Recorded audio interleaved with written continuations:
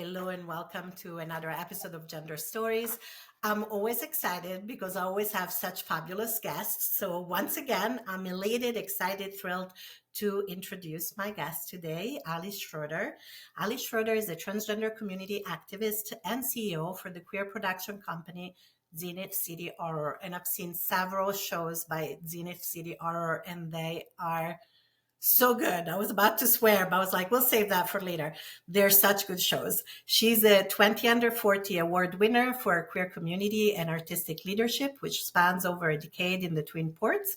She's a modern day house mother, providing advocacy and safe spaces for vulnerable queer youth and artists in the Twin Ports area. And if you don't know where that is where I live on the Haudenosaunee territories, currently known as Duluth. And Duluth is in Minnesota, Superior is in Wisconsin, and often this area is called the Twin Ports. She prioritizes her fight against discrimination and exploitation of trans artists in the entertainment industry.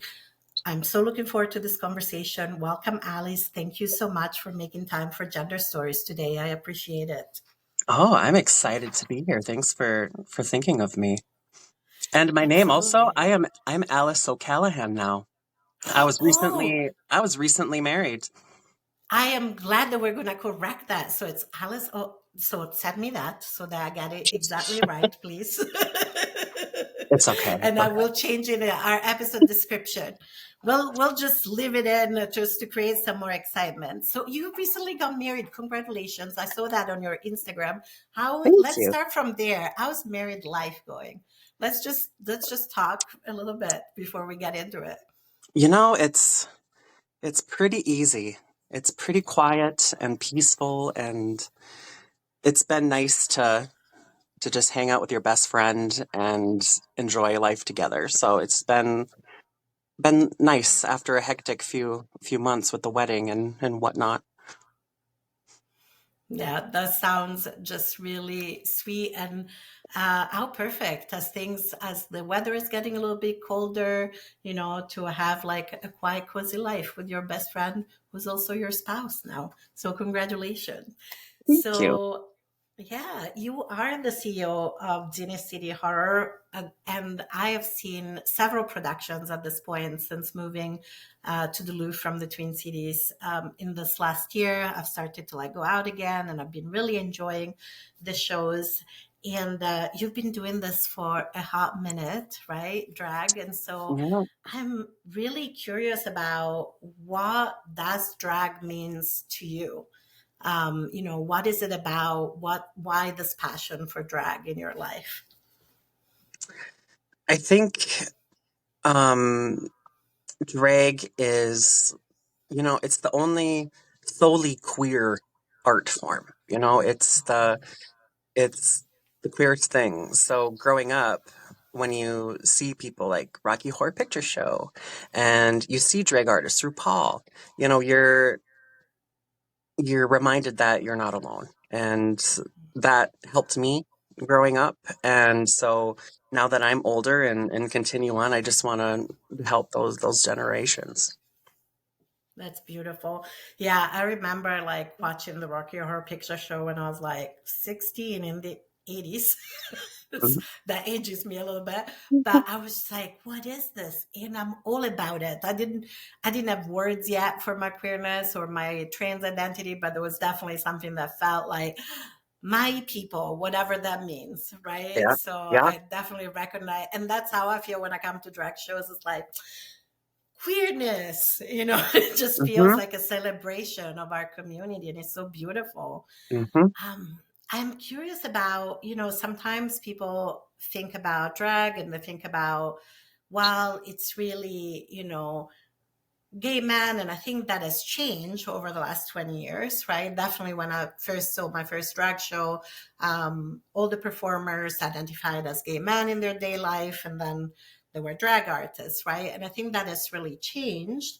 And I'm curious about, your drag company is very gender inclusive. You have trans masculine folks, trans feminine folks, non binary folks, probably more people that don't even know how they identify, but it is very gender inclusive. Why is that important to you? Because not every drag company or experience is. And so I'm curious about that gender inclusivity and what it means to you for Zenith City Horror in particular? Um, you know, a lot of people ask that question, just how you said, drag is always evolving, things are always changing. And I think that's the purpose of drag. I think that will never change. It always has to be evolving. It always has to be changing with the times and moving and just it's part of history. So I think that yeah, I mean the drag scene is definitely different than it was years and years ago, and I guarantee you in 10 years time it's going to be completely different than it is now. Oh, I And bet. mhm. And gender inclusivity for me is important because um in this world, gender expansive folks, our voices are so easily erased if people in with privilege, choose to just ignore it or choose to push it aside. And so marginalized communities, particularly, trans people of color, their voices can be so easily shut down. And it is so scary. And as a young queer artist here in the Twin Ports, I had to sit through so many toxic situations and environments, and um, I can see what happens mostly, unintentionally by people who aren't aware of certain things with trans issues, the unintentional harm that it causes. So Zenith City Horror was always meant to be a platform. So gender expansive folks, queer artists of all kinds, they don't have to sit and bang down doors. They don't have to fight or compete to be seen. And I think it's important to have those spaces. And that's what people notice about Xena City Horror is it's definitely a different energy, a different open vibe. And I think, being gender inclusive is a huge part of that. Mhm. There's definitely that vibe. I love how innovative some of the acts are, right? Whether I like them or not, I can see the artistry, and there's like so many young people as well, like very young. Like I'm talking like, almost like my kids' age, like Mhm. Yeah. late teens, early 20s. That's amazing because it's actually not common to see people that young, in my experience, at least historically, to see people that young really take also not just do traditional drag, whatever that might mean, but, as an older queer, but, like really taking risks and doing really fun things like editing, putting bits of like movie dialogue with music, with, anyway, I just love it. I could talk about this for a long time. But yeah, it's not just gender inclusive, it's also age inclusive. You're so supportive of young people expressing themselves like really authentically and taking artistic risks. What's that like for you as a drag mother, but also a CEO of the company? Because that is a risk, an artistic risk you're taking in a lot of ways. You know, it's a risk, but at the same time, it's just super eye-opening. Even me as an elder, as a show director, you have to always be open to what's coming up. What's the future of drag? And as drag evolves, I think that the age that kids are getting involved in drag, it's definitely getting younger and younger. Hmm. Um, we've had someone reach out who's barely 13 years old reach out to Wow. perform.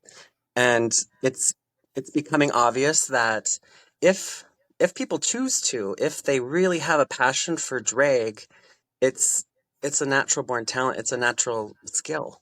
And so you see these younger artists who are just so talented, and historically drag is an 18 plus 21 plus Yeah. thing. So, all of those years growing up, which are so informative, are so important to developing, and they're kind of isolated. They don't have Mhm. that outlet, and so that's why I try to keep it as open as I can, as accessible as I can. I love that. And I love that you do like all ages show. I think that somebody was like, you know, very queer, but also a queer parent, like I know that especially with my oldest, growing up, because she enjoyed drag so much. She's been seeing drag since she was 5 or 6 years old, Right. and that she's 20 now, and always loved it. And but I have also experienced people in queer community go, this is not appropriate, for a child, or having some strange reactions sometimes, even if it's an all ages show, right?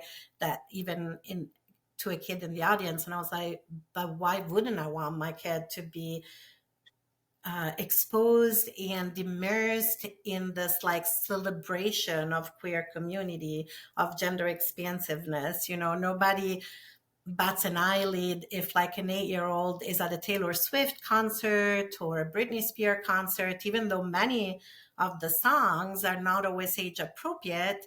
But the moment you bring a child to like a drag show or drag story hour, right, people have feelings that that's not appropriate. And I think for me, that's so much that legacy of queer phobia, even internalized queer phobia in our community, right? That children Mhm. should not be exposed to gender expansiveness and queer sexuality, but they get exposed to cis hetero norms every day, Right. and so, yeah, and I see you nodding, so I feel like I'm preaching to the converted. I just got very excited on that train of like, No, drag is for everybody. yeah, yeah. No, I love hearing parents that share that point of view. Because you're right, people, Mhm. as soon as you hear queer or you're going Yes, to enter a queer space, your mind automatically goes to 18 plus porn or, gay bars yes, or yes, something that's really naughty. And yes, people forget to realize all of us queer adults, we were queer children. And exactly. Hmm. and children can understand gender identity even at 6 years old, sometimes younger. So Hmm. there are queer people of all ages, of all eras. So yeah, drag is part of their culture. So celebrate. Absolutely. Yeah, I love it, and I think it can totally be a family event, and it often is with all ages show, which is beautiful. And so I am curious about, what would you say to those folks who are like, drag should be kept away from children? Because we've heard a lot of that noise, unfortunately, in the so-called United States in the last few years. And so, and of course it goes in cycles, but I feel as drag has become more prominent, not just through RuPaul, but also like other shows like Legendary. There's just more awareness of drag in like, Hmm. let's call it dominant culture. Like, Hmm. what would you say to those folks who are like, you should not expose children to like, drag queens and drag story hours and keep it out of the libraries and all that kind of stuff? I would say go to a drag show. You know, go see, see what all of the noise is about. Because I guarantee you, you're just you're going to see nothing exciting, nothing that is scandalous, nothing that is going to scar children. Hmm. And that's where I Yeah. those those voices, those loud voices, they don't really know exactly what they're yelling about. I agree with you. I think there's so much fear, so much ignorance, and so much not realizing how much children are constantly actually immersed in kind of this, you know, um, very cis heteronormative environment all the time, like with you on YouTube and the pop music they listen to in games. But then all of a sudden, because drag is seen as a queer thing, it's like you said, oh, 18 plus, 21 plus only. It's a sexual thing, right? But Mhm. drag is Yep. not really about sex. It's about art, it's about music, it's about dance, it's about Hmm. community, celebration, family, right? That's why Hmm. there's like houses and you're an house mother. And so it I don't think that people realize just how much drag is not about being queer, but it's about the celebration of our connection through queerness and connection to self, connection to art, connection to ancestors, even sometimes I Hmm. feel. I don't know. How did you feel when you first saw your first drag show? Like, I know that, like, I was like, when I look back, I'm like, wow, I was such a baby queer, when I first saw my first drag show. And also, drag has come a long way in the last almost 3 decades that I've been out. So, what was your experience when you first were exposed, if you want to use that word, to drag? I think, I saw my first drag show when I was 18, so I was a little older. Because, there was no access to drag Mhm, in the middle of nowhere, mhm. Minnesota. Oh, yeah. But I remember just thinking that, this is a star, this is a celebrity, and they are, so pretty, and everything about them is just everything that I want to be. It was kind of just like, whoa, who is this godlike creature? I love that. And then you became a godlike creature because you also do drag and you're really wonderful A night at this. terror, And more correctly. oh, I don't know. I mean, I feel, one person's terror is another person's dream. Who are we to Yeah. judge, But I am curious about how did drag influence your own gender journey, your own gender identity, if at all? Well, my drag career started, in private. I would host Miss Cupcake's Cosmo nights, and they were Wow. private little parties at my house, and I would dress in drag and host these parties throughout the year. And people could come and, if they were a poet, they could read their poetry, or if they could sing, then they could sing the songs. So it was kind of a gathering of queer queer folk artists of all types, and that kind of was. I will always remember that my dad saying, is this, you put this on, is this you? It's not you, it's a fake you. And in my mind I'm like, is it really a fake me? I don't really know. And drag, gives a lot of people a good reason to explore that feminine side, buy the makeup and buy the pretty clothes, and when you're closeted trans person, it's easy to kind of just be like, oh, I'm just, just a drag queen. So I think just little moments like that kind of helped me get to where I am today. I kind of view my drag today as, my feminine self, like just crazy high level. What would be the epitome of my femininity? That's kind of my drag. And that's the fun thing of drag too, is there is no right or wrong way to do drag.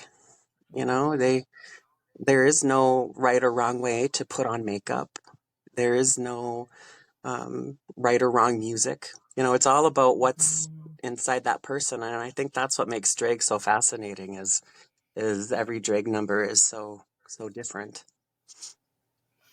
Absolutely, and it's so much about like artistic expression, and I'm thinking about, kind of Alice as a child and what difference would have made to that child to see drag younger even than 18. Do you think it would have made a difference for you if you had seen drag as a child, for example, in terms of your own identity and knowing yourself and yeah. Yeah, no, I mean, I think the more therapy sessions I go through, the more I realize, when I approach drag or I'm creating a show or developing a show, always in the back of my mind, I'm like pretending, if my little self was watching me, what what would that be like? So no, that is always in the back of my mind. I love that. I also love how you talked about drag can be like this femininity at its high or amplified, right? I remember as somebody who's assigned female at birth, like as I was trying to understand myself in my early 20s. I was like, well, I feel like I'm in drag all the time, which was correct because I was trying to perform femininity, Mhm. which was very much not, I mean, it's part of me, but it was a very like queer masculine femininity, which I didn't quite understand. And so in a way, drag gave me that language, right? I feel like I'm in drag because I was like, I'm performing, I'm trying to do my best. And then the more I did that, the more I was like, oh my God, this femininity is a different type of femininity than what's expected of me as an AFAB person. And so I don't know, I think there's just so much richness in the drag community and drag expression that can really help anybody of any gender to better understand and embrace themselves, I think. Yeah, I think, was it last month or 2 months ago? You had the lovely show that was all like masculine and non binary folks, but it was more about celebrating kind of Mm. Yeah, masculine the performers over at Kens, the, yeah, you know what I'm talking about, right? Kens and Thems show. Yes, that's Hmm. the ones, cans and thems. I was trying to remember the name of the show. It was so fun. Cans and thems. So obviously that's part of kind of your values to really celebrate all the different expressions in drag. What inspired you to put together something like the Cans and Them show, for example? I always, I'm always going to look for people who often will get ignored. Drag kings and non-binary folk, they often don't get the respect and appreciation that they deserve. So it was it's really fun when you kind of switch it up and the masculine presence is more prominent than the typical feminine one. So yeah, it's we're always trying new things.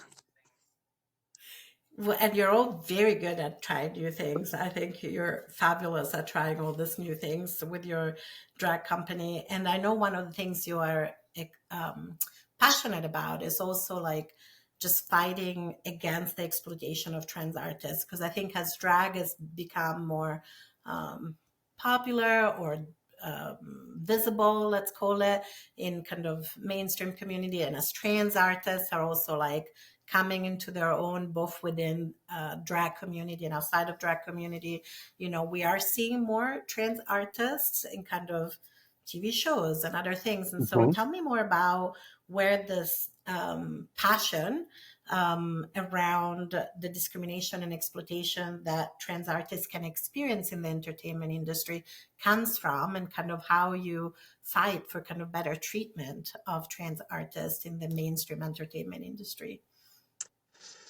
So, the entertainment industry itself is an exploitative place.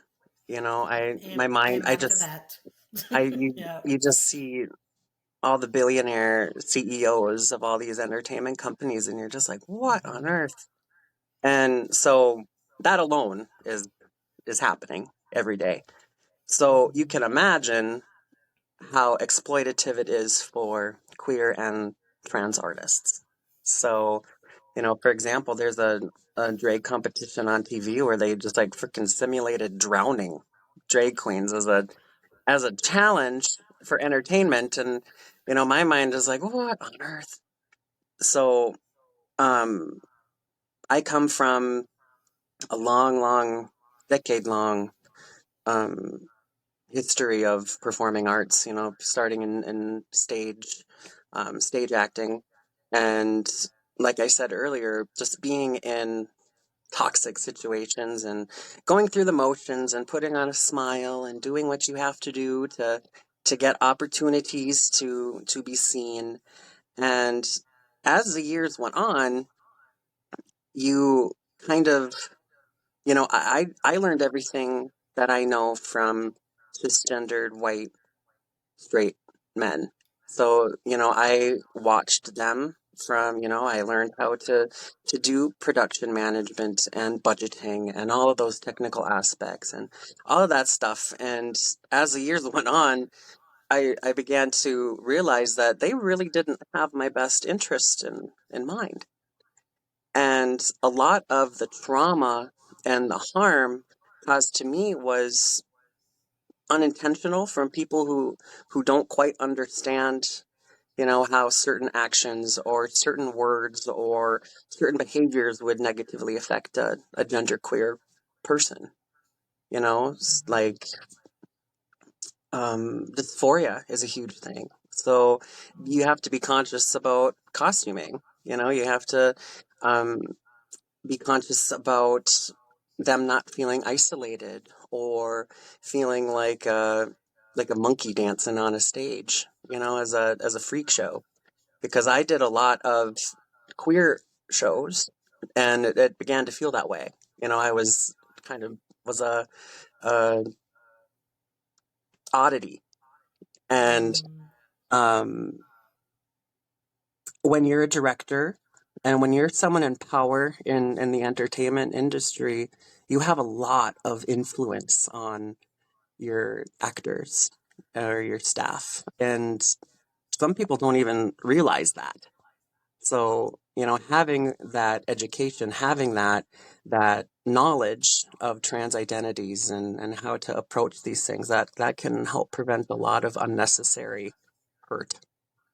So being always on the lookout, standing up for things that might just go, unseen by cis people. Just bringing things up to people's attention, advocating for transgender trainings if you are an entertainment business or you're dealing with queer or trans artists. All of that stuff is really, really important. And queer and trans artists, let's face it, they are really good.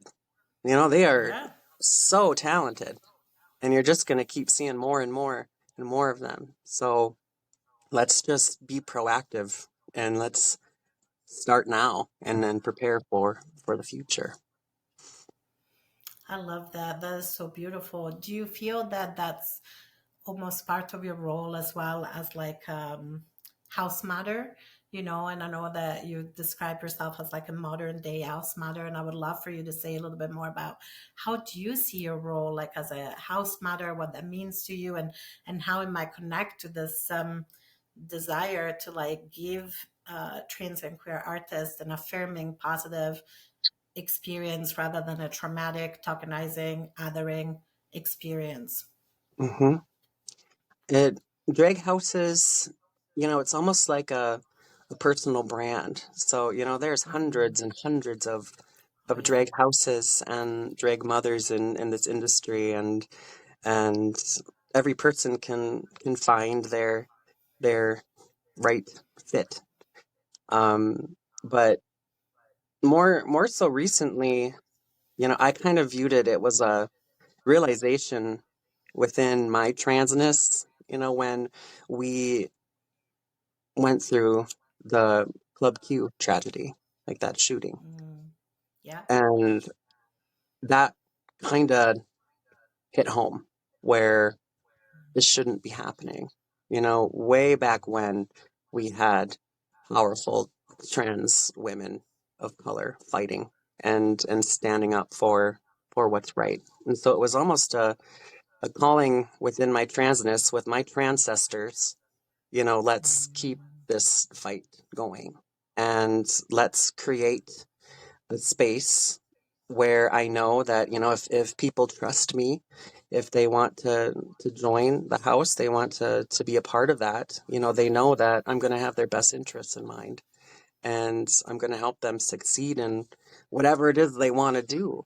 If they want to be on RuPaul's Drag Race, you can give them all the opportunities to improve their drag and help them record a video, an audition video. Or, if someone is isolated and they don't have a family, they don't have somewhere to be, or someone to talk to and validate their feelings and give them support, that's here too. So it's really, you know, up to each individual, that type of relationship, what they want. But for me, it's definitely an uh, paying tribute and honoring my transistors. That's kind of how I go about my drag mothering. if you say. That's beautiful because also in a way, historically sometimes all we had was each other as queer community and as trans people, especially family of origin are not accepting. I know in some ways I'm grateful that I came out in my 20s when I had some independence from my family of origin because it did not go well for me initially, even though I have been able to repair since with my mom. But for a long time, trans and queer people, and still I would say, are my family. And we're not even family of choice, because even that almost implies like a hierarchy, family of choice, family of origin. I'm like, Mhm. no, trans and queer people are my family. Mhm. Like, whether they're like my partners or friends or communities, like I definitely, there's some folks who are like my family.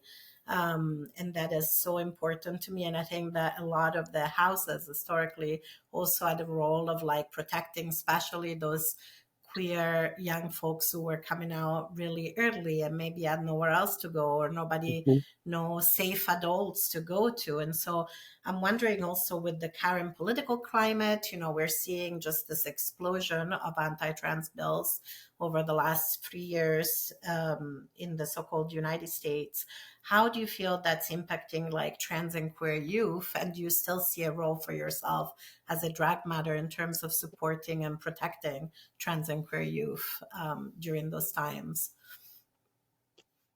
It, yeah, it's just crazy. You know, It I really is. It's hmm, really I a gave lot. a I gave a speech a year ago, and people kind of were confused as to why I was kind of focusing on transphobia and trans Hmm. issues. And here we are with hundreds and hundreds and hundreds of bills aimed to erase us, and Hmm. it for which is devastating for us as adults, queer adults, but the forgotten victims of this that people are forgetting are the young Absolutely. folks. It's sitting in your living room watching the news and constantly just seeing these hate bills popping up, or you're living in a state that just criminalized, HRT care for kids, and you can't get your medications, or you're too scared to now ask your parents to help you. So I always remember the kids who really don't have power. They don't have voices yet. So it's kind of our responsibility as trans elders, queer elders. We're gonna stick our faces out there. We're going to let the people that want to cause harm, they can attack us, because we're adults. We've learned the coping skills. We've learned how to cultivate support, and how to move through it. And so these younger folks, they don't got to go through it. So I think, you know, as a drag mother, as a house mother, and just as a trans woman, just sticking my neck out there and doing things that is gonna maybe cause a little controversy. Like doing all of these all ages drag shows. I wrote a children's book, actually, that's gonna be published here in a little while, a few months. So Congratulations. That's thank you, exciting. thank you. Hmm. So it, um, yeah, it's just it's doing things like that. You gotta. I was scared. It's a scary thing when you know that you have people out there that are gonna say you're a pervert and you're gonna harm children and you're a bad influence for children. So it's scary to Hmm. to to go into those situations. But as an elder, you just kind of trust that I'm gonna have my community behind me, and I'm gonna do it, even though you're scared. You just do it. So that's a whole. Absolutely. This year definitely brought out a warrior in a lot of us, I think, and I don't think I'm alone in feeling that.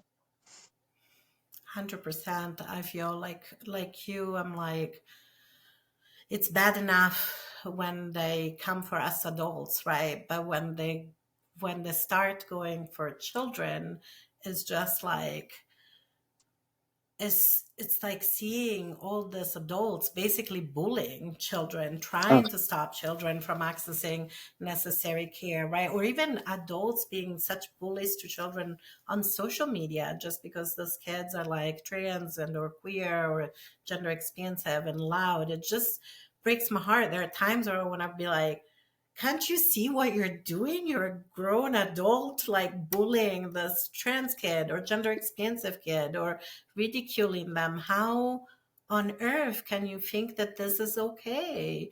It's heartbreaking.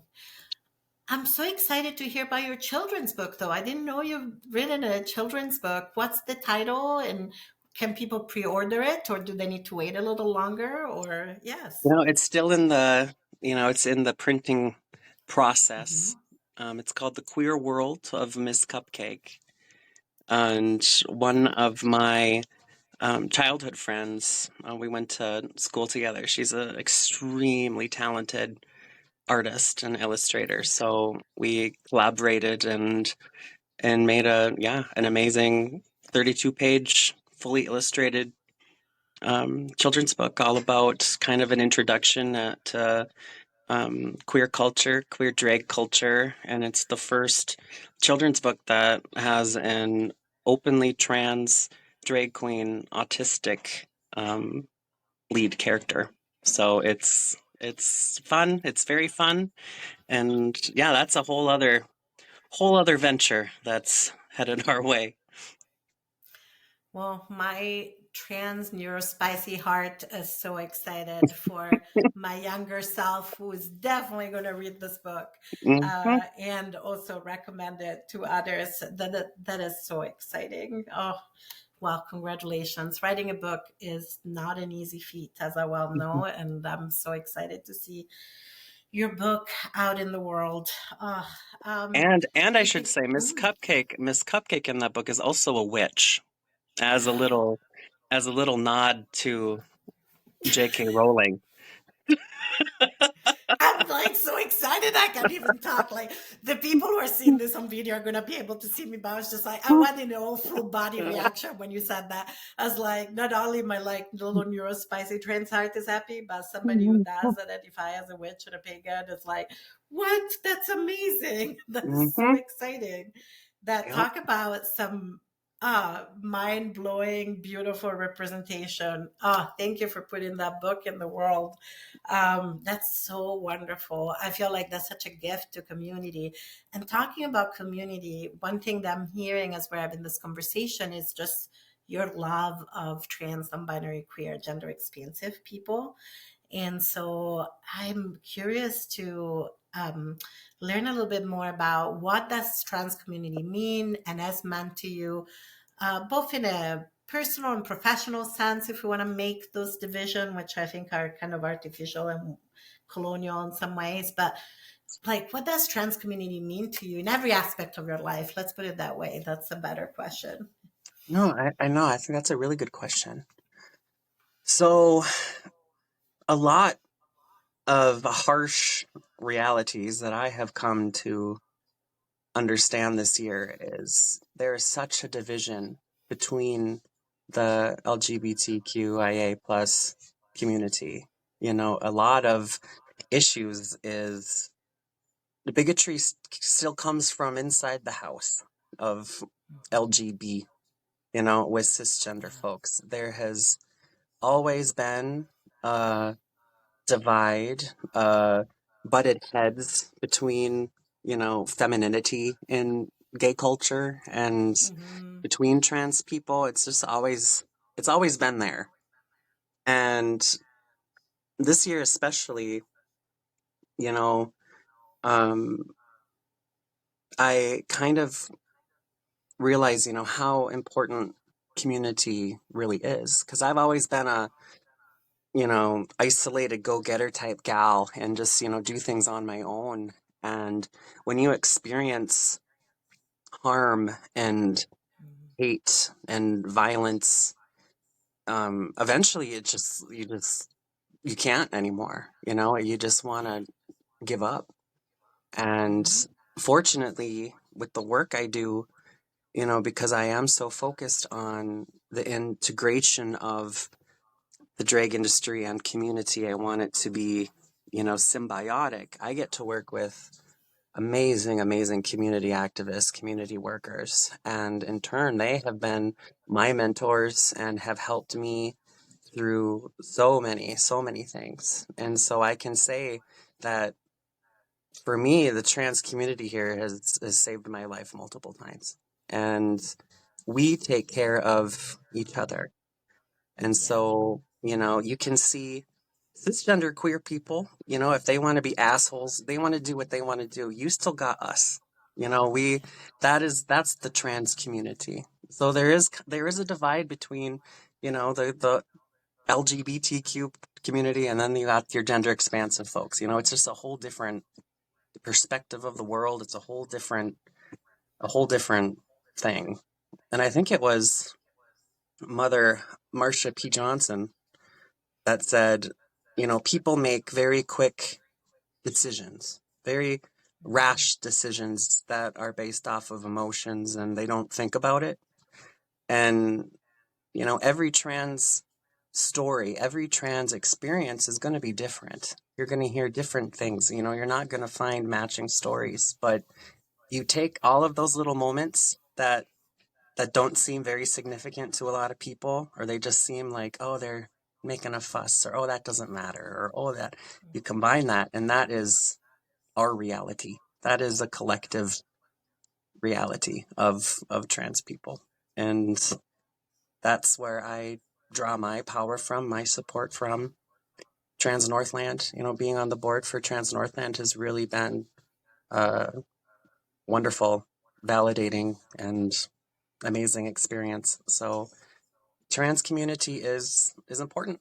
And so I would say if there's folks out there that feel isolated, or they feel like no one is there, no one is watching, people forget trans folks, we have felt invisible for a very long time, but we have always been there. And so I would encourage, people to reach out for those resources, those trans resources. And I think they're going to be really surprised, because I thought I knew everything about the world.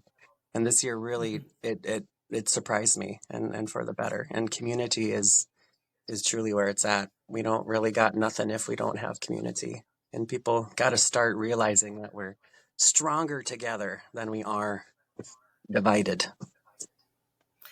Oh, absolutely. I was tearing up when you were talking about that, especially when you said that, trans community saved my life. I think you said, Mhm, multiple times, because I really feel that somebody who lives with complex PTSD and mhm, lifelong suicidality, as well as being a mhm, therapist, but like, and there's so much shame. I know that's one of the reasons why I started talking about it, because it's like so many people don't talk about it. We have higher rates of suicidality in trans yeah, community, and also amongst therapists, especially AFAB and femme therapists.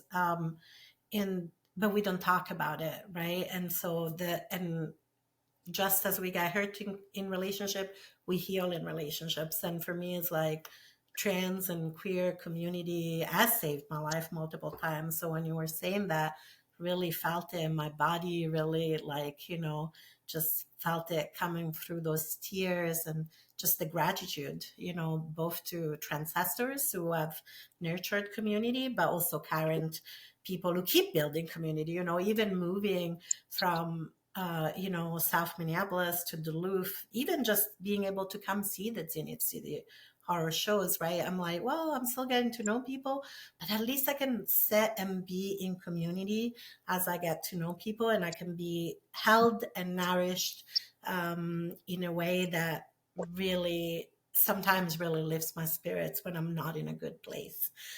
Because drag is about expression and joy, mhm, and you can laugh, you can cry, you can emote, right? Which is, mhm, and not be alone, right? Because mhm, especially right now, it's a really harsh time to be alone and to mhm. feel alone, I think, as trans people in the world. So I love what you said about community. It is everything. And I wish that people would understand that as well It, sometimes. it is. It is just it's Mhm. it's wonderful to see, and I'm, you know I grew up just not able to socialize, Mhm. and terrified of queer situations, going in with Mhm. people and not knowing. And so I really try to cater to those types of people. So that makes me happy that you feel comfortable that you can just be and sit and just be with people and you know that you're safe. That's really what we Yeah. strive to do. And I Oh. think, and people don't realize, how deadly mental health is for trans folk. Mhm. You know, Absolutely. violence set aside, which is crazy enough, that mental Mhm. health part is a lot, and it's because of that stigma. Yes.